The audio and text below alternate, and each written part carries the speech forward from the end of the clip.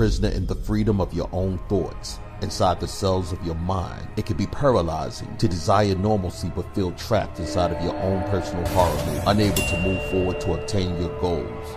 You fall deep into a dark abyss of depression, finding and defining your own depression, moving further and further away from your hopes.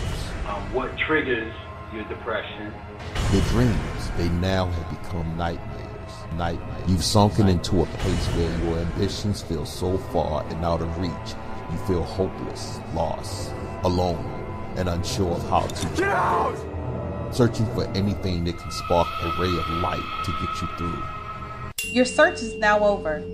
Let's work together on removing the shame and stigma that is associated with mental health challenges in our community. Join us now and every week as we share stories of inspiration, provide tools to help you find your way through, and encourage you to continue on the path to connecting with your light within. Welcome to the Cypher Health Mates. Let's talk about healing. The Mental Health Cypher. Hello, and welcome back to the Mental Health Cypher. And we are wishing you a happy, healthy, and successful 2019. This is Soul Scribe Maria. And this is the Urban Yogi, also known as Sai Shanti.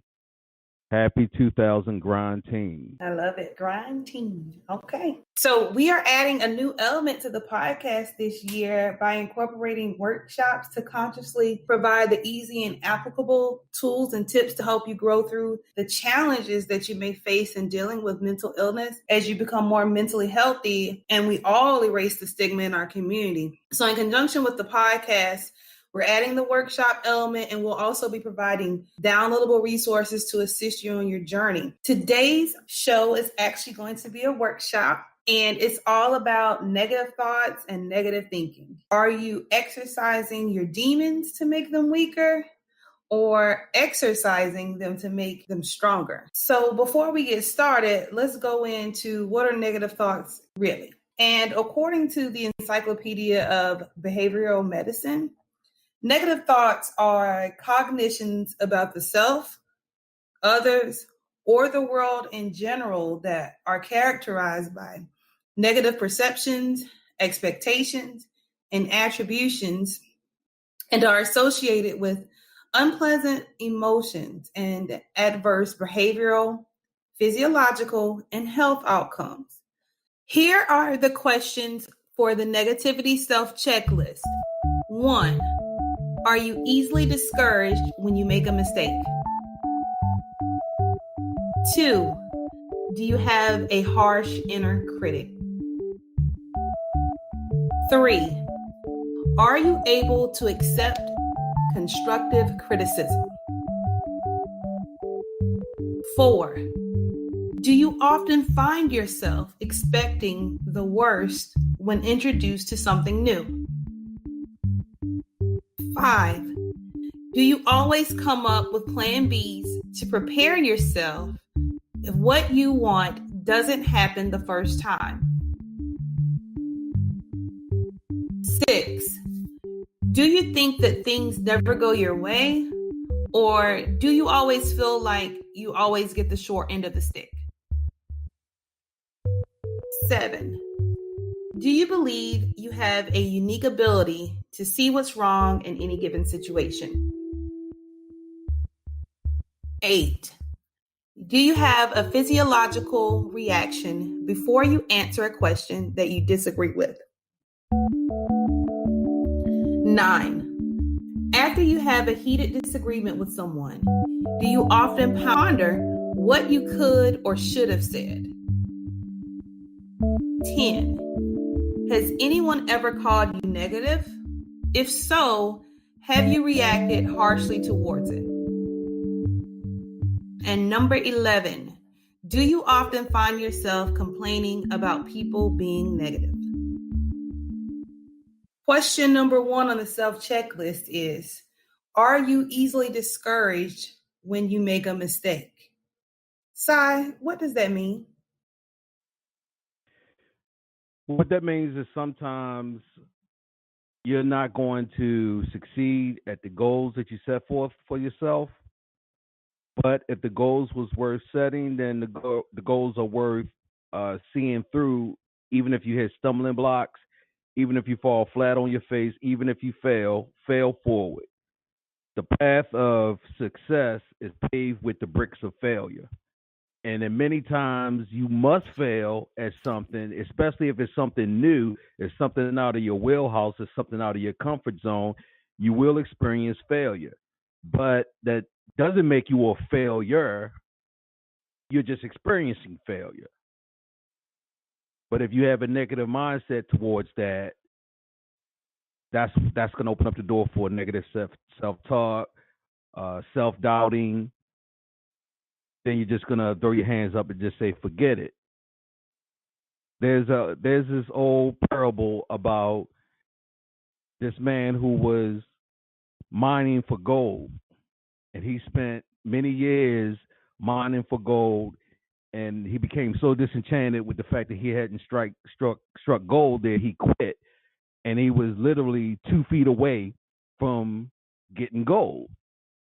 So when you set your goals and you're working towards something, allow yourself the freedom to experience failing, to experience not making it the first time, because you become stronger the more that you endure and move forward. Or at the very least, you'll learn a new skill, a new trade that'll take you on to other endeavors that you could be more successful at. Makes so much sense. Now, as we are working to get towards our endeavors and get to our goals, you mentioned it a little bit. So the next question is, do you have a harsh inner critic? The harsh inner critic is the voice inside of your head that's telling you you can't do it, you should give up.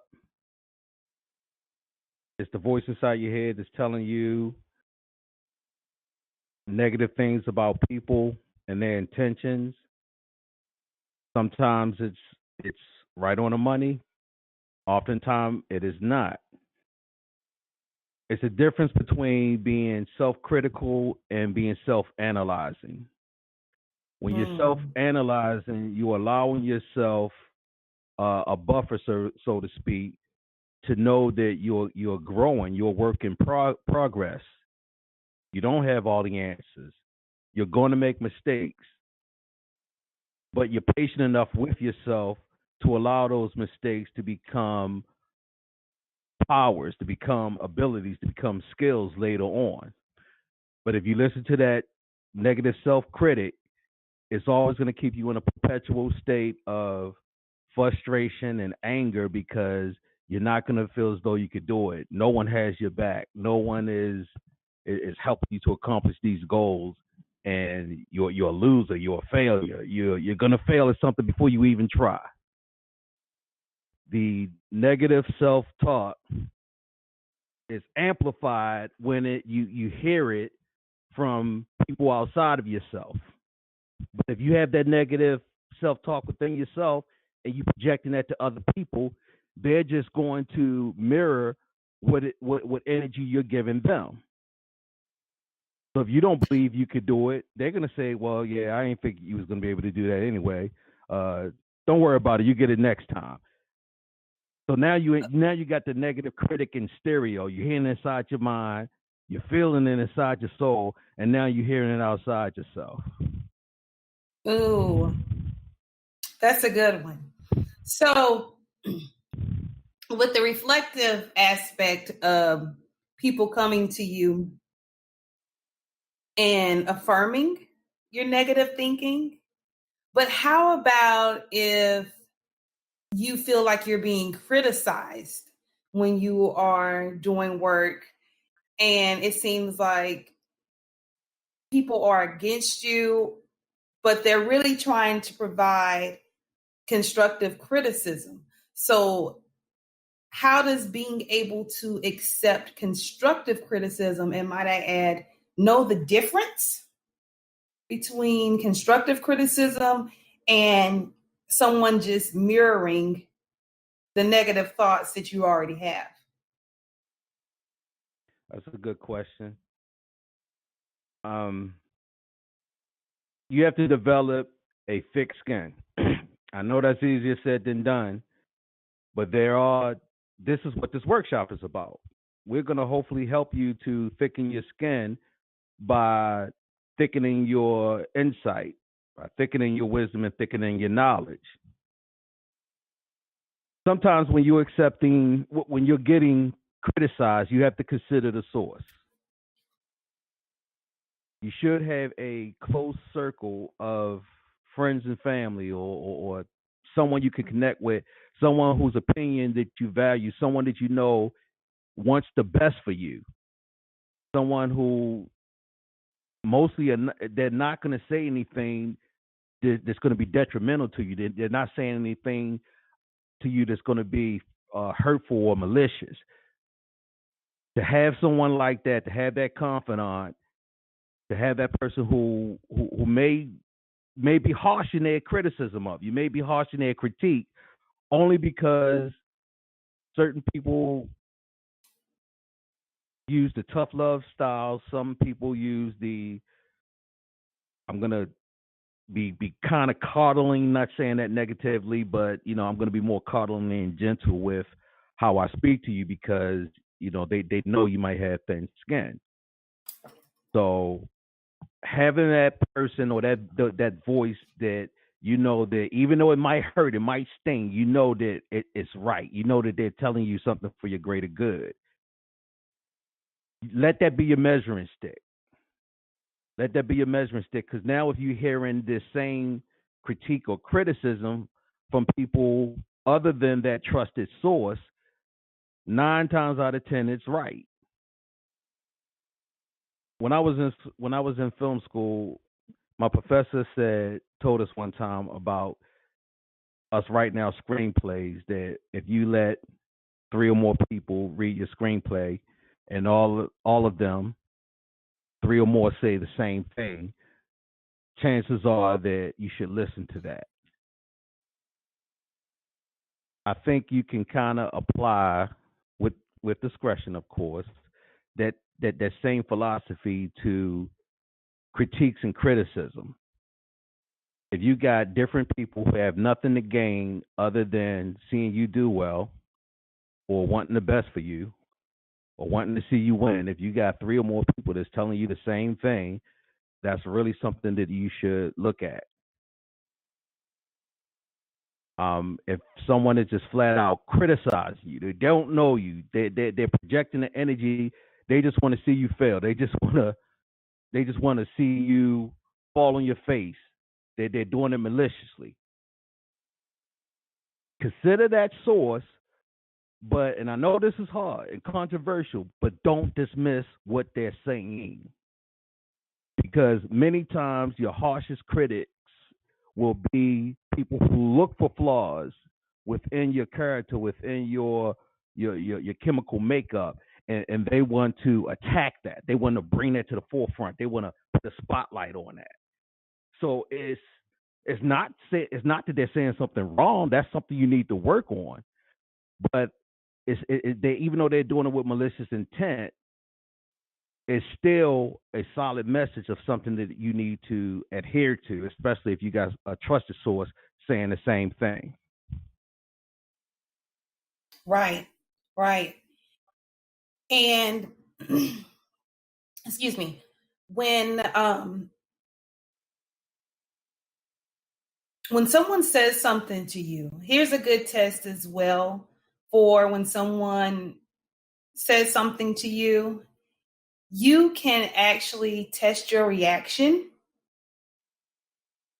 to see if what they're saying, how it resonates with your spirit. And that's one of the questions on the self-checklist.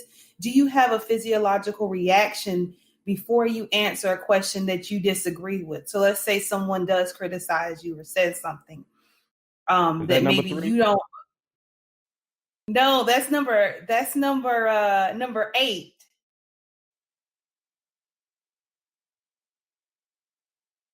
Okay, we might be jumping around here then. So yes, let's go ahead and do number 8. But it'd be best for you the listeners, if you download the PDF, link is in the description, and so you can follow us along, because we're not going in order, obviously, because certain things are more adjacent to others, and we're kind of jumping all around the place, but we got you covered. Get the PDF. Please continue. So, as I was stating, sometimes if someone is criticizing you or bringing something to your attention, even if you agree with something, you may have a physiological reaction that, you may smile, right?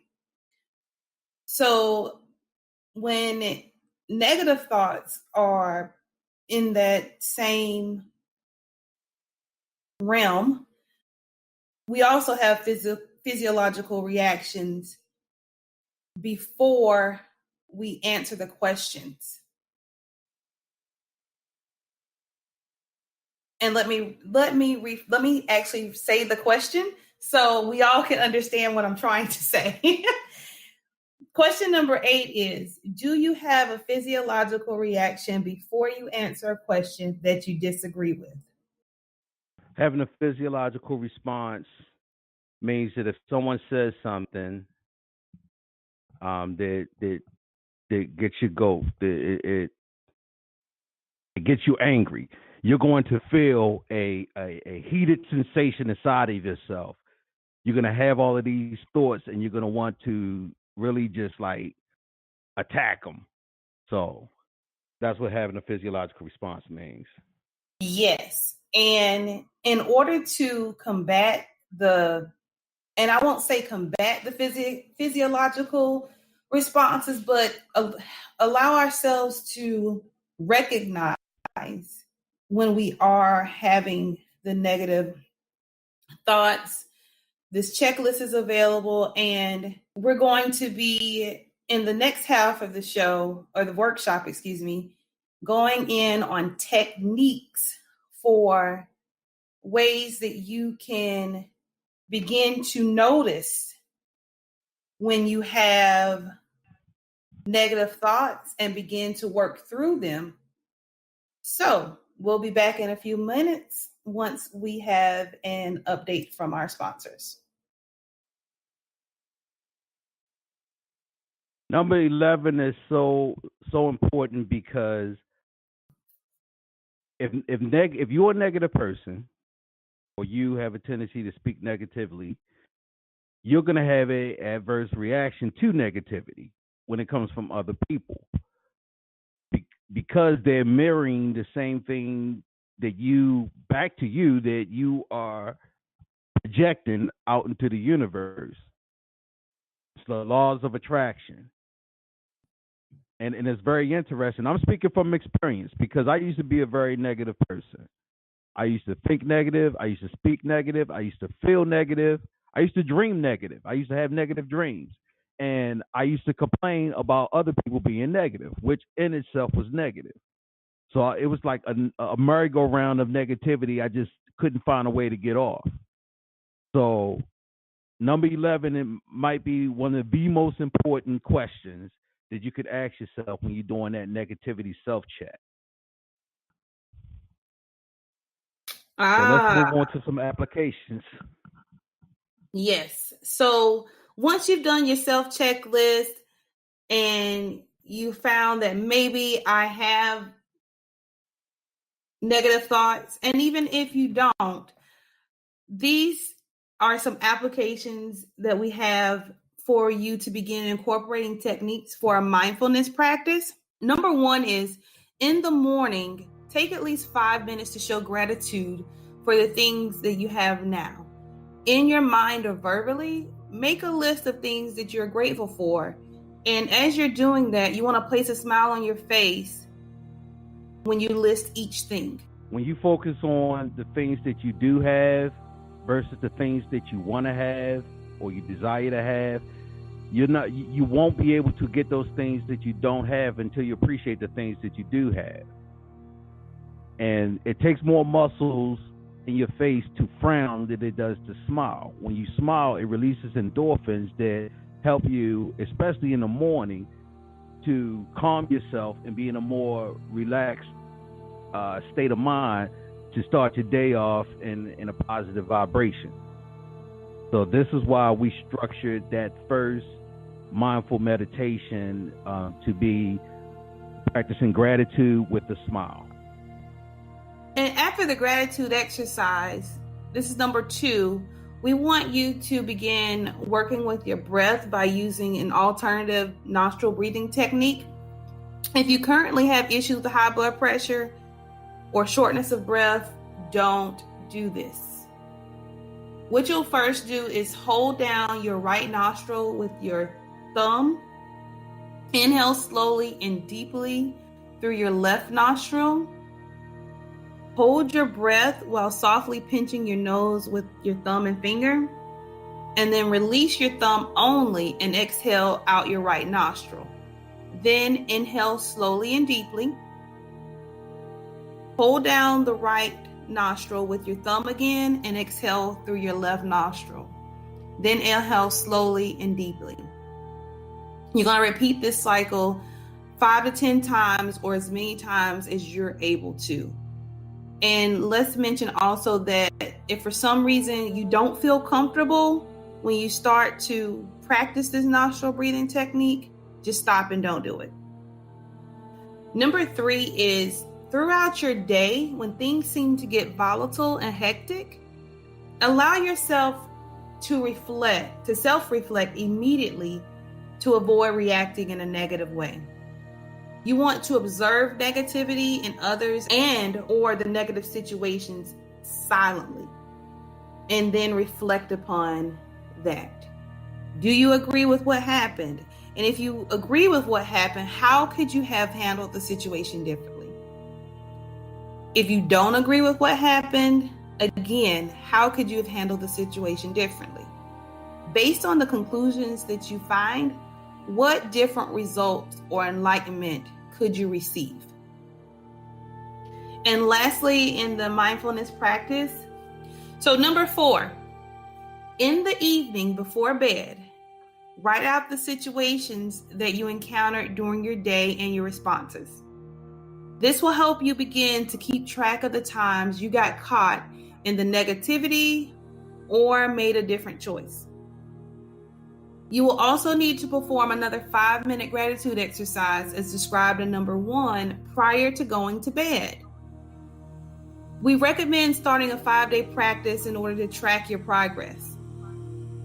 If you are not able to, you can print out the attached sheet to begin logging your mindfulness practice. And if you're just listening and you're not able to get the downloadable sheet, don't hesitate to just write out on a sheet of paper. We know and are aware that there's a resistance that may come up. Don't allow yourself to create any excuses. Give yourself the chance to make adjustments to your negative thinking. So we hope you guys, anyone listening, we hope you benefit from this Mental Health Cypher workshop, the inaugural, the Mental Health Cypher workshop. We hope you have a great 2019. We hope these tips and techniques help you to stay out of the energy of negativity so you can focus on positivity, so you can focus on your inner greatness, so you can focus on getting things done without complicating it with the energy that's going to veer you off course. I am the Urban Yogi, aka Sai Shanti. And I am Soul Scribe Maria. Peace. Peace.